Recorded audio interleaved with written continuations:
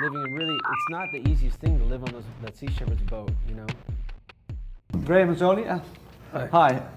Both working for the same goal, but in different ways.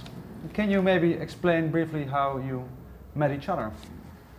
Well, I've been involved with Sea Shepherd since about 2001, and one of the reasons that I became involved with Sea Shepherd is because I bought an Ignite LP when I was sort of in my late teens, and from that opened me up to different ideas, different views on the world, and one of those views was Sea Shepherd. So that's one of the main reasons I got into it in the first place. And then, you know, as years went on, Zole contacted me and said, would I like to come on tour and promote Sea Shepherd and try and raise some money and get the ideas out to people. Was it due to Zole's message in an Ignite song that you decided to go to Sea Shepherd? It was a album sleeve in the Call of My Brothers album, and you pull that out and it's got all information about different environmental organisations like Earth First and Sea Shepherd, and that's one of the reasons that I thought, well, you know, there's a band who's promoting these issues, and you know, I was into that, but I just didn't know how to channel it, so I decided to channel it through Sea Shepherd. So when you decided to put that inside your sleeve, did you ever expected maybe that this would be a result of that?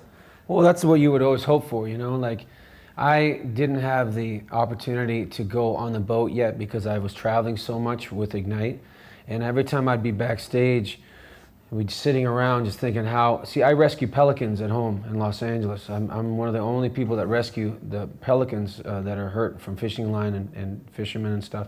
And when I'm on the road here, I just feel totally useless. So I thought, well, if I'm not going to be able to go on the boat and do stuff with the Sea Shepherds, at least I could put it on my CDs and try to get other people involved.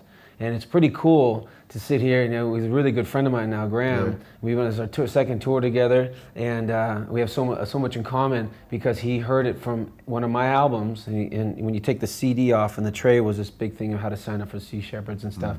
And he's been out four campaigns? Three campaigns. Three campaigns, yeah. And a bunch of other times, putting his life at risk, living in really, it's not the easiest thing to live on that Sea Shepherd's boat, you know, for the betterment of the environment. So why don't you talk a little bit about the campaigns you've done? Yeah, maybe you can ask. And what happens as you're a Sea Shepherd, you know, volunteer? Like, what do you get to do? Well, as a Sea Shepherd volunteer, as a crew member, everyone's assigned their own role, and my role on Sea Shepherd was in the engine room. How many people are there on board? Maybe you can briefly explain the size of the crew.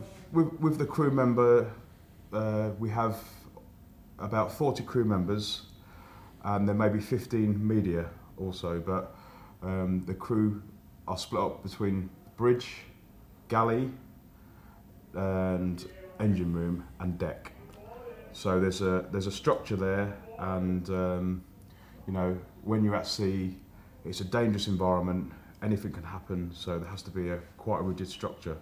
Can you explain, after you bought the Ignite disc, can you maybe briefly explain the story of what happened from that point, maybe? Okay.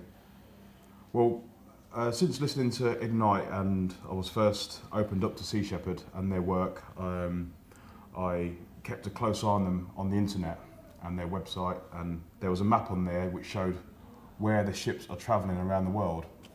And I was in New Zealand at the time, and the ship had docked in New Zealand. So as soon as I found out that it was in the same country as me, I dropped everything, left my job, and drove to the port. And with my bag over my shoulder, I said, I want to join the crew. I'm not leaving, this boat's not leaving until I'm on it. So I just decided there and then that's what I was going to do.